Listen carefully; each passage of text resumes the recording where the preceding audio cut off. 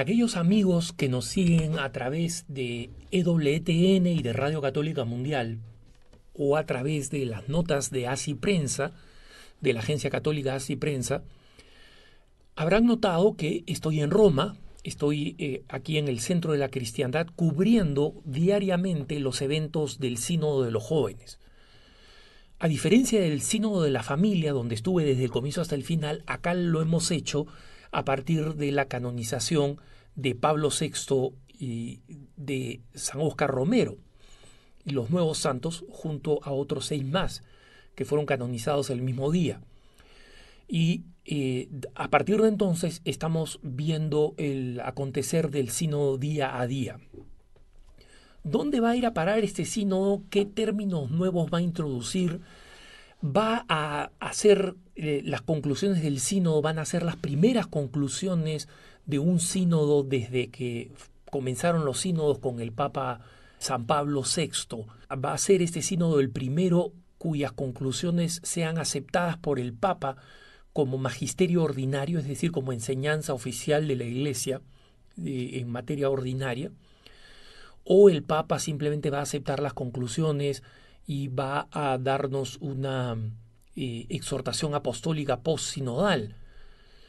O ambas cosas, va a aprobar el documento como magisterio ordinario y luego nos va a dar una exhortación post-sinodal.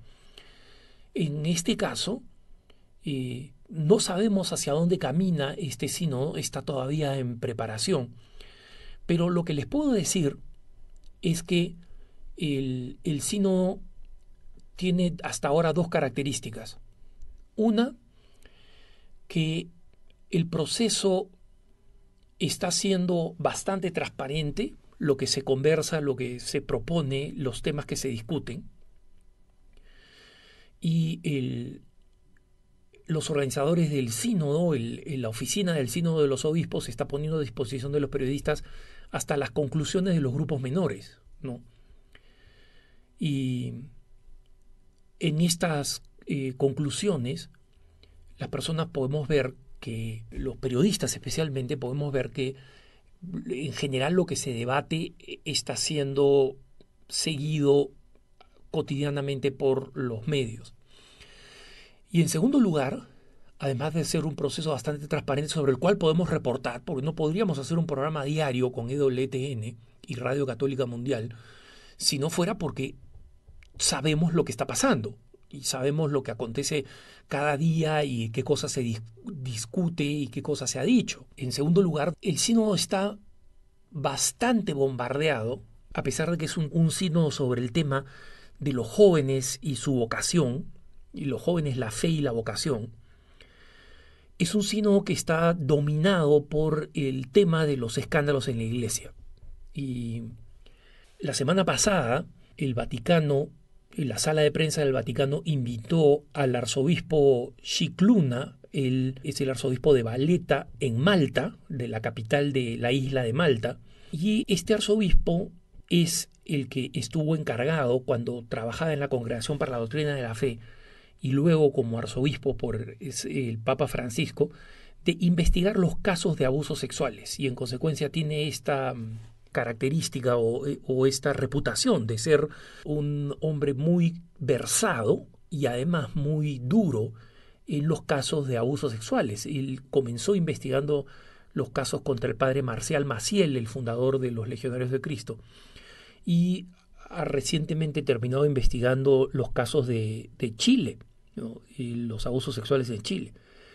Entonces, la invitación a Monseñor Scicluna, que está participando del sínodo, fue una invitación que terminó en el hecho de que todos los periodistas preguntaran sobre el caso de abusos sexuales, ¿no? Y Monseñor Scicluna fue muy explícito. Él dijo: no esperen que este sínodo sea una solución o dé una solución orgánica al problema de los abusos sexuales. Recuerden que el Papa ha convocado a una reunión de todas las conferencias episcopales del 21 al 24 de febrero en Roma para discutir este tema de los abusos sexuales y de nuevas políticas y de nuevas actitudes, ¿no?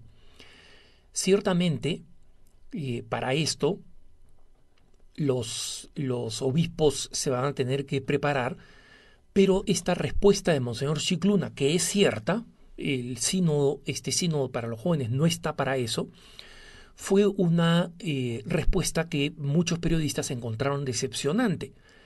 Y yo lo entiendo. Miren, hermanos, en mi propia experiencia, a mí me invitaron a CNN en español a hablar de este tema el día que se inauguraba el sínodo, el 3 de octubre.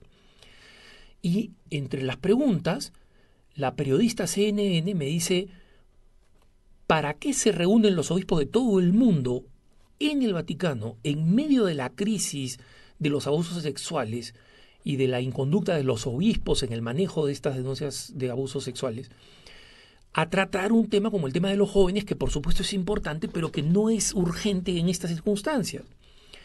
Y yo le dije, bueno, hay esta reunión en febrero, lo mismo que dijo Monseñor Scicluna. Y la respuesta natural fue, bueno, pero ¿por qué tenemos que esperar a febrero si ya están reunidos los obispos? Y efectivamente es una pregunta que tiene lógica, ¿no? Les recuerdo que el arzobispo Charles Chaput de Filadelfia, en Estados Unidos, envió una carta sugiriéndole al Santo Padre posponer el tema de los jóvenes y utilizar el sínodo para hacer una asamblea sobre las responsabilidades de los obispos en el caso, en el manejo de los casos de abuso sexual, ¿no? Que en realidad es donde hay que poner el dedo, esa es la llaga donde hay que poner el dedo, que es la responsabilidad de los obispos, porque, hermanos, abusadores van a existir lamentablemente.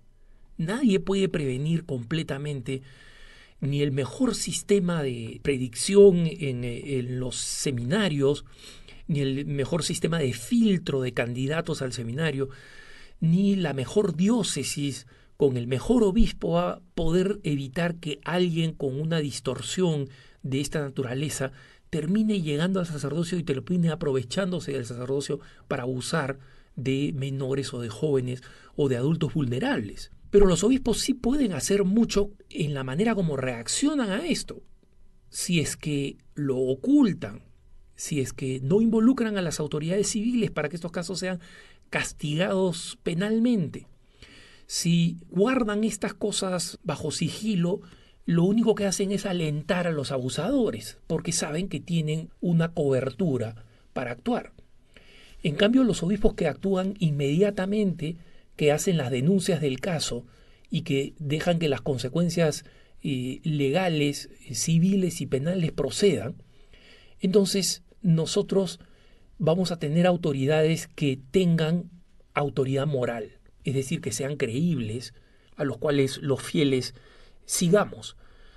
Este ha sido el caso aquí en Denver, por ejemplo, donde las firmezas de los obispos, primero Chaput, que antes de estar en Filadelfia estuvo acá en Denver, y después nuestro arzobispo actual, Aquila, no solamente han actuado, sino que han prometido, han hecho públicas cuáles son sus políticas, cómo van a actuar, cuál va a ser la forma de proceder. Y eso ha dado una tremenda paz a los cristianos de la diócesis, a los católicos de la diócesis. Ha dado una tremenda paz en medio de la situación difícil que vivimos en el país, ¿no? Con los recientes escándalos y con el hecho de que los fiscales de los distintos estados en Estados Unidos estén comenzando investigaciones abiertas a todas las diócesis del estado. Entonces, recientemente los obispos de Texas, el estado que tiene el mayor número de diócesis en todo Estados Unidos, 15 diócesis en total, que todas estas diócesis del estado de Texas hayan decidido voluntariamente entregar toda la información que tengan sobre casos de abusos sexuales para que los casos puedan ser perseguidos jurídicamente. Lo que necesitamos ahora son obispos que tomen estas decisiones anticipadamente, que estén dispuestos a tomar estas decisiones y estén dispuestos a afrontar las consecuencias, ¿no? Y lamentablemente, como digo, este tema sigue pesando muchísimo al interior del sínodo. Y nosotros podemos estar convencidos, como dijo Monseñor Scicluna, que para bien o para mal, la opción que se ha hecho es de seguir adelante con este sínodo, con el tema de los jóvenes, y no sabemos cuánto este tema se va a ver afectado por este peso de los abusos sexuales sobre la cabeza de los padres sinodales, ¿no? Este documento no es un documento que debería referirse a los abusos sexuales, pero va a ser inevitable hacerlo. y no sabemos cómo se va a terminar expresando, cuánto va a estar dominando este documento.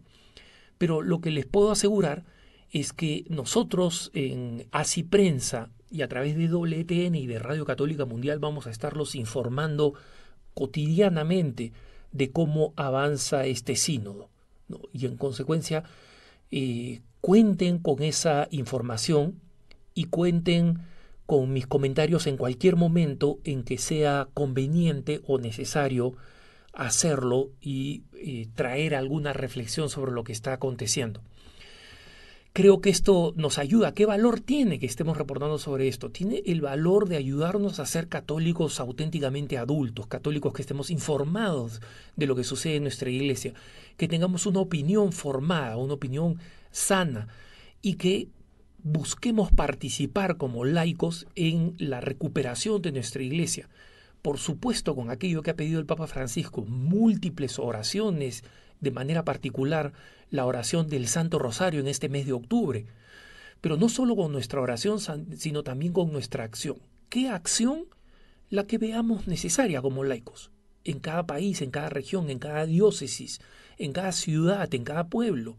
Nosotros veremos qué acción se puede hacer o qué acción conviene hacer como católicos para apoyar un movimiento de reforma, de transformación y de sanación, para que tengamos una iglesia profundamente purificada y reconciliada al final de este proceso. Que tengas un buen día.